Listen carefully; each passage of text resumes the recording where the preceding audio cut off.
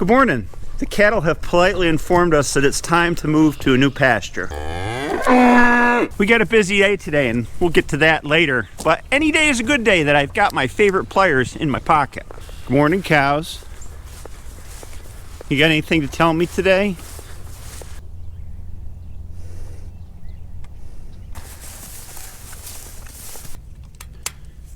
I couldn't possibly imagine what you guys want. It looks like it's tater tot day at the elementary school. We got all the kids lined up here for lunch.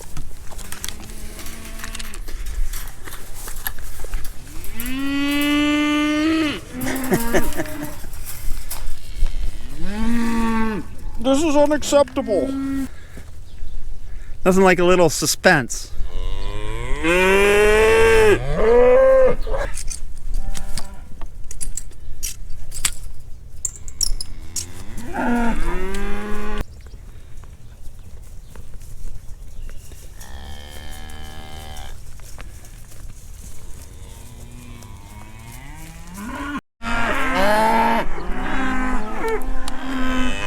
The heifers are not happy over there.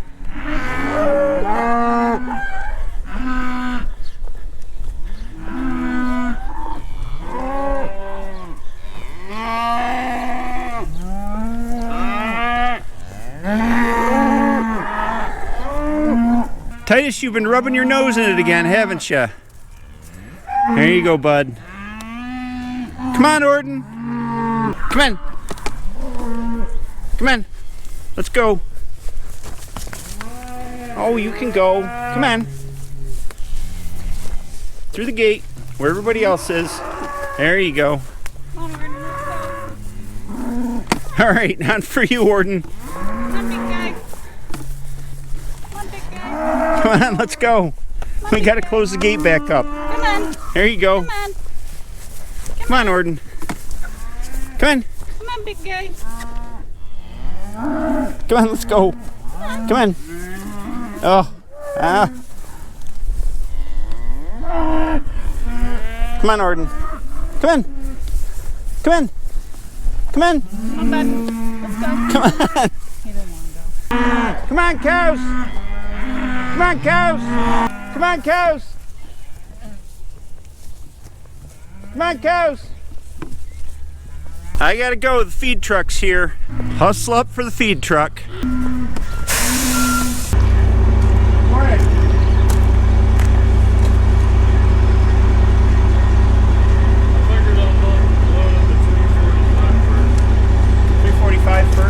That goes in the back wagon behind the tractor.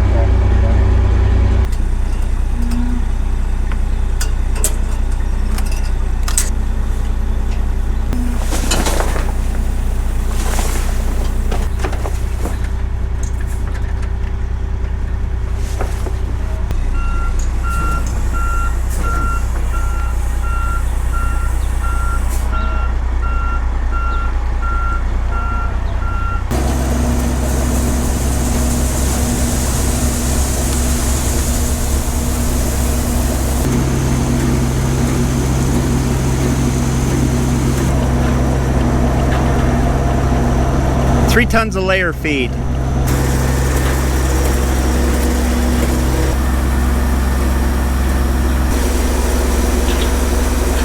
Tons of broiler feed.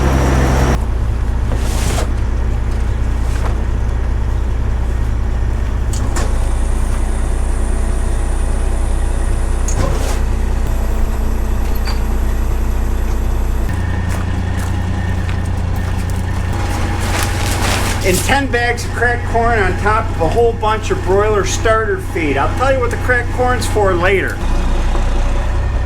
All right, we'll go back out in the pasture and see if the cows have found the nice field that we left for them. Huh. I would say the answer to that is no. Hiya, Hux. Huxtable. You got nothing to be unhappy about. Look at that grass down there.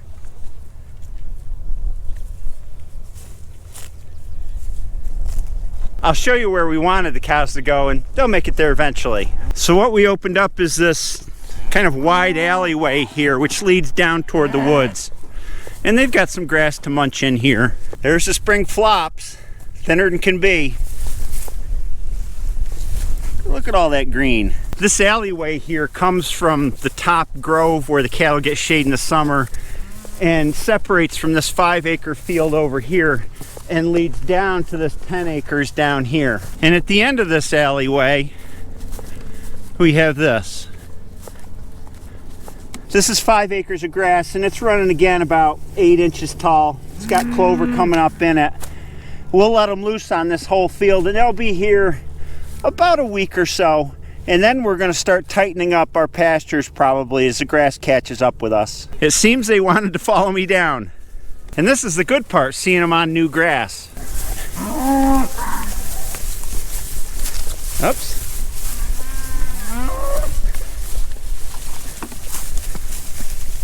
Ordin still hasn't made it out of the other pasture. I don't know what's up with him this morning.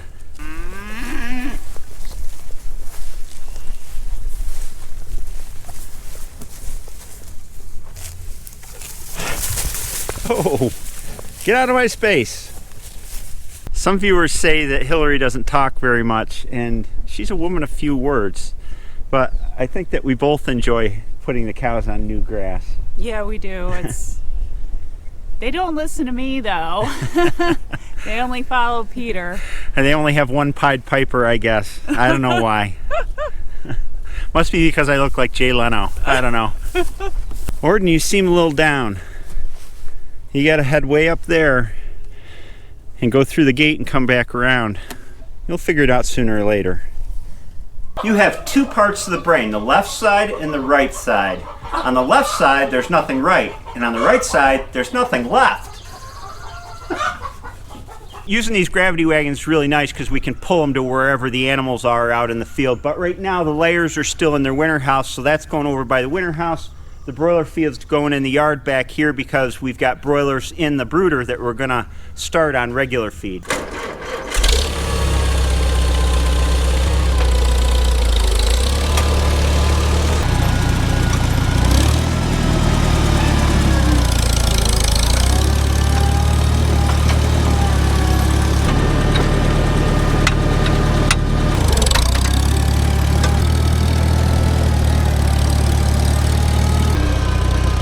Holding the camera and driving is not easy sometimes. Safety Sam would say, don't do that!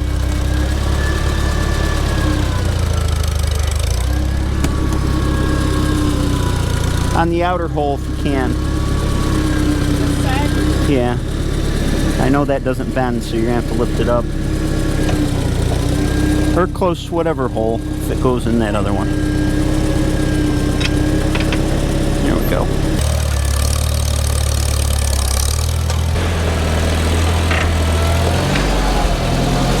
Now we gotta pick up the old trailer.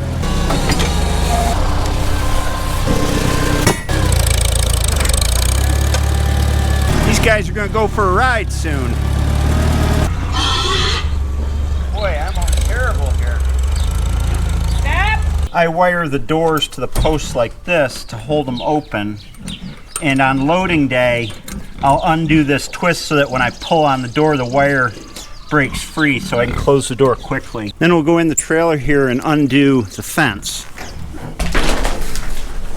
You guys are mud puppies these days, aren't you? Yeah.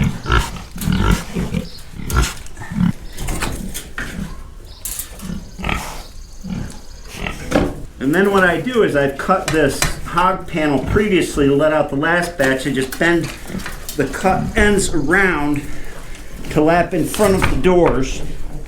And then I take a piece of wire and I tie it on the bottom so that the pigs can't play with this and pull it closed again. So this wire that I just put on here gets pulled to the outside of the door and wrapped around the fence post on the other side to hold the panel open. Taking in the sunshine. Here's the outside of that wire from the hog panel. I just twist it up in here. And we already have a customer.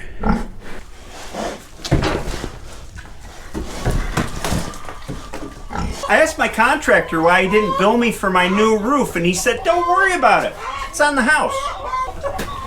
Hillary is not faking it. She really thinks these jokes are funny, right, Hill? Yeah. Does that sound convincing? What do we got growing in here? These broiler chicks are about 3 weeks old now. And if it were warmer weather, they'd be going out to the field. But we're gonna hold them for another few days because of the temperatures. They're getting into their ugly teenager phase. And on this side, we got broilers that are a week old. What a difference, huh? They're still cute. It's starting to get pretty warm here though on sunny days. We got the fan going here and we put shades over the pens to keep the direct sun off of them. In a little while, as soon as we get the time, we're going to put a tarp over this that'll cut down on solar gain in here.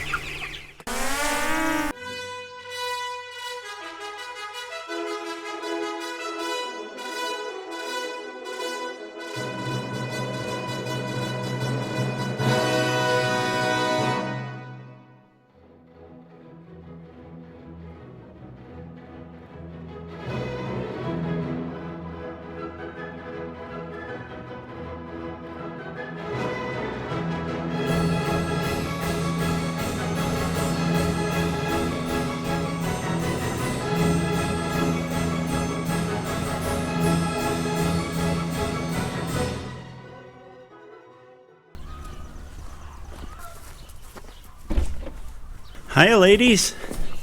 How are you? Oh, coming to see what I got, huh?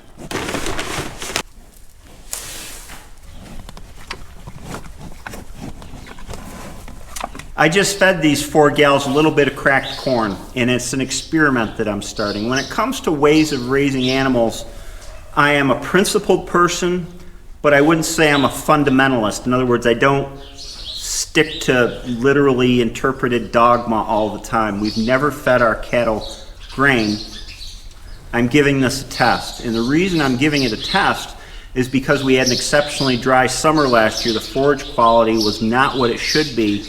And the beef that we took to butcher through the fall and winter was not marbled up to the standards that I have always had for our Dexter beef. And the result was that the steaks were a bit tougher. They had the same good flavor, but they just didn't have that fat to keep them moist during cooking. And above all, I want to provide a product to the consumer that's top-notch quality. They shouldn't have to cut it with a cleaver to eat it or have excellent teeth and all that.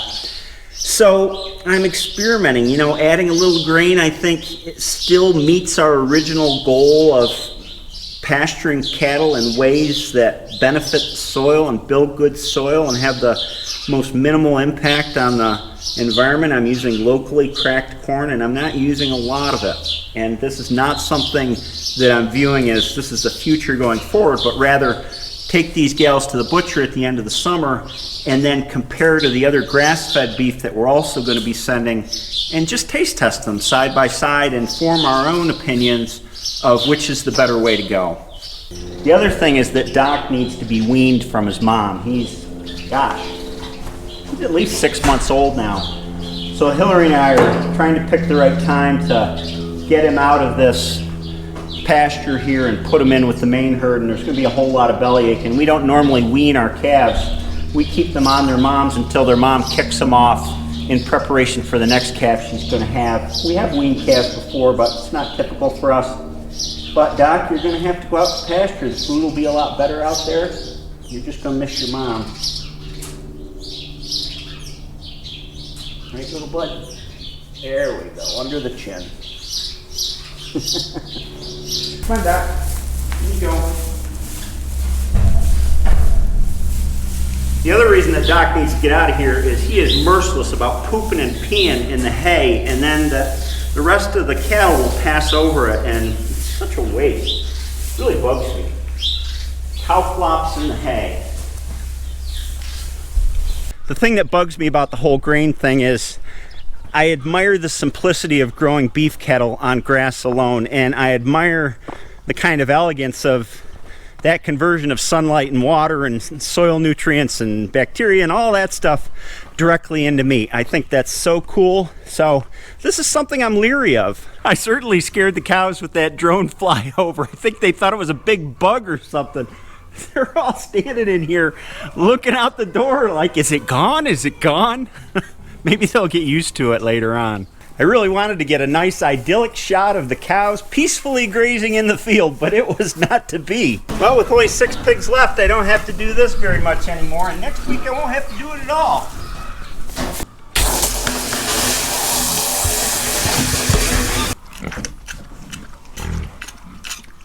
Hello, you monster. How are you doing? Yeah. Pigs like a scratch, don't they? Even though I torment you guys, I know you like a scratch. Don't bite me.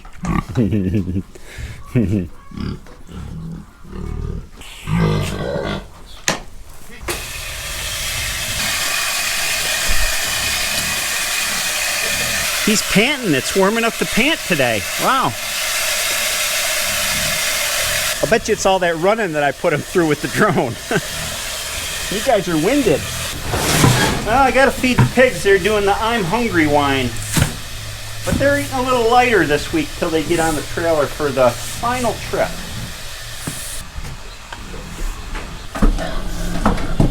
There we go. Get right on there and eat. Just to let you know, you don't see the chickens too often, not because I don't like them, but because Hillary takes care of them. And they're not part of my daily rounds usually. They'll be going out, and well, as soon as we get the chance, we'll put them on pasture. But we need to wait for a day when our kids are home so that they can help us, and they're going to school now. They're back to school. It's another beautiful day on planet Earth. I hope you have a great day, and I'll see you next time.